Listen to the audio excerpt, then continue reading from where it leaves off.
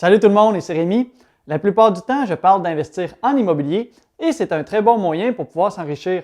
Mais il y a aussi beaucoup de personnes qui me disent que ce n'est pas accessible pour eux parce qu'ils n'ont pas nécessairement un gros budget ou beaucoup d'argent qu'ils peuvent investir.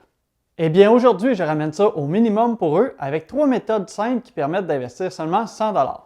Bon, et si tu as moins de 100 $ pour pouvoir investir, eh bien, je te conseille tout d'abord de te faire un coussin financier et aussi de trouver des moyens pour augmenter tes revenus. J'ai d'autres capsules qui pourraient t'aider.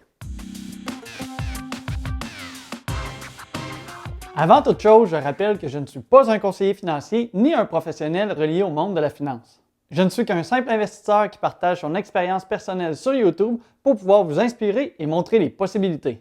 Ici, je vous parle d'investir 100 $, mais évidemment, si vous en avez plus, les trucs vont être tout aussi fonctionnels. Parce que souvent, on dit qu'il faut de l'argent pour pouvoir faire de l'argent.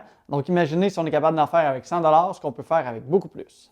Allons-y avec le début et cette fois, je vais y aller avec des méthodes concrètes parce que dans une autre capsule, j'ai parlé qu'il était important de pouvoir investir en soi, mais aussi de pouvoir se former et de toujours continuer à apprendre. C'est une très bonne base, mais comme j'en ai déjà parlé ici, eh bien, j'en reparlerai pas dans celle-ci. Surtout parce que si tu écoutes la capsule aujourd'hui, c'est parce que tu as déjà un esprit qui est prêt à pouvoir se former et ça te fait une longueur d'avance sur bien d'autres. Donc, la première méthode d'investir 100 $, c'est de passer par la bourse et d'y aller en achetant des actions ou des FNB. Bon, là, je ne vous apprends rien, investir à la bourse, ce n'est pas une nouvelle méthode. Mais il y a une chose à prendre en considération pour que ce soit intéressant d'investir seulement 100 $. Il faut y aller avec des plateformes un peu comme Wealthsimple qui permet d'avoir aucun frais de courtage ni de minimum de transactions.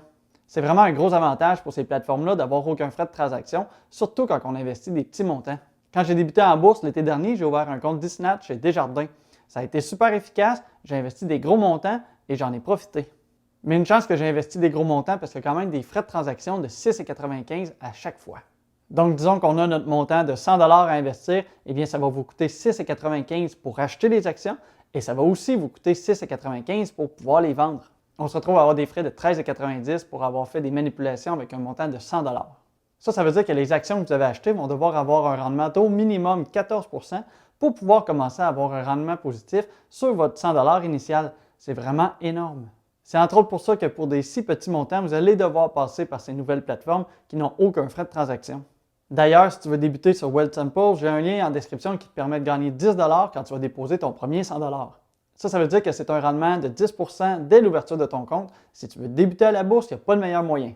De mon côté, si j'avais connu Wealthsimple un peu plus tôt, eh bien, j'aurais probablement pas ouvert mon compte chez Disnat.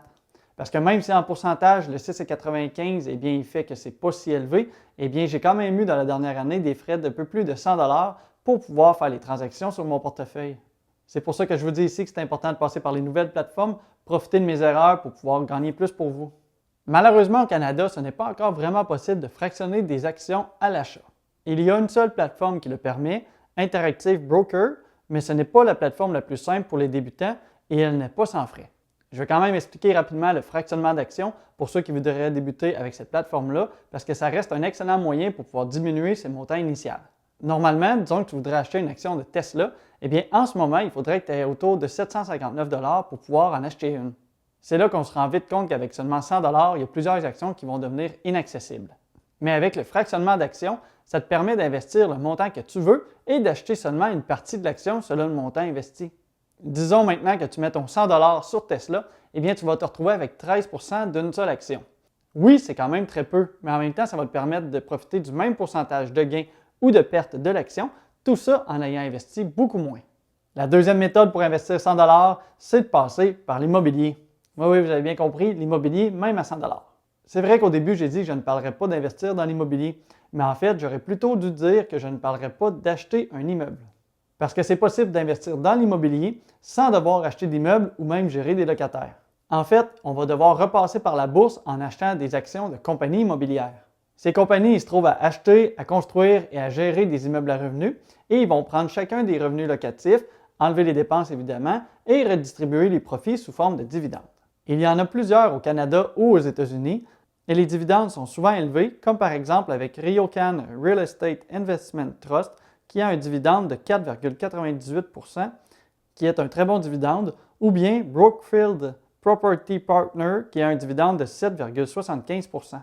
Je ne sais pas si vous en rendez compte, mais un rendement annuel de 7,75 %, c'est un rendement plus haut que certains propriétaires vont faire en ayant investi des centaines de milliers de dollars et en faisant en plus la gestion de leurs immeubles. Tandis qu'avec ce genre d'entreprise à la bourse, eh bien, tu vas pouvoir arriver avec un rendement passif basé sur l'immobilier avec un investissement initial de seulement 17 et 11 dollars.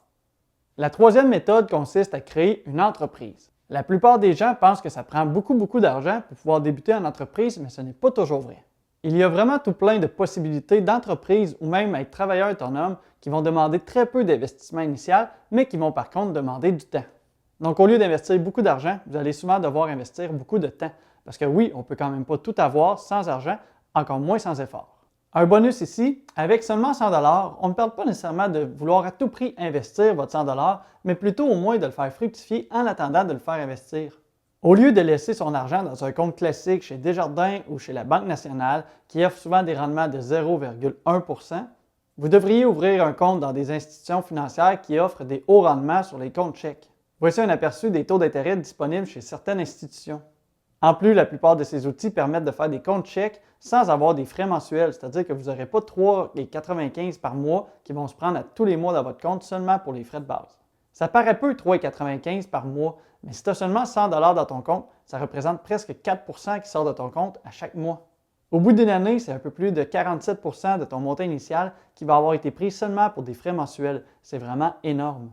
Donc, si tu veux attendre d'en accumuler un peu plus avant d'investir ton 100 $, eh bien, il va au moins falloir que tu te protèges contre les frais mensuels et l'inflation. Je rappelle aussi qu'il est important de rembourser vos dettes. Si vous avez une dette personnelle, disons, à 7 %, eh bien, si vous la remboursez, c'est l'équivalent que si vous auriez investi votre argent dans un rendement garanti de 7 %. Ça, c'est vraiment très bon.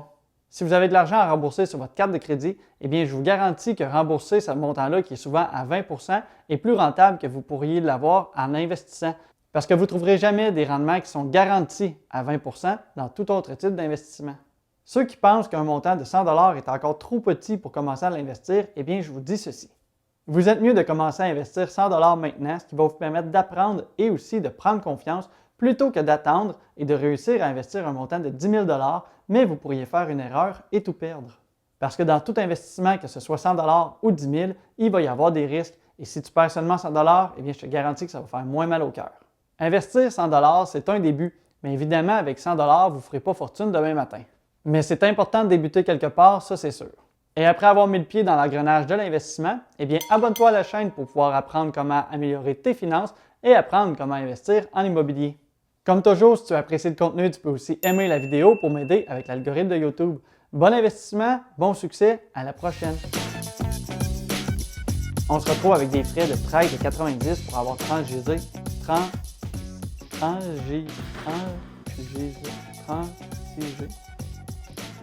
On se retrouve avec des frais de 13,90 pour avoir transigé. On se retrouve avec des frais de 13,90 pour avoir transigé 100 $.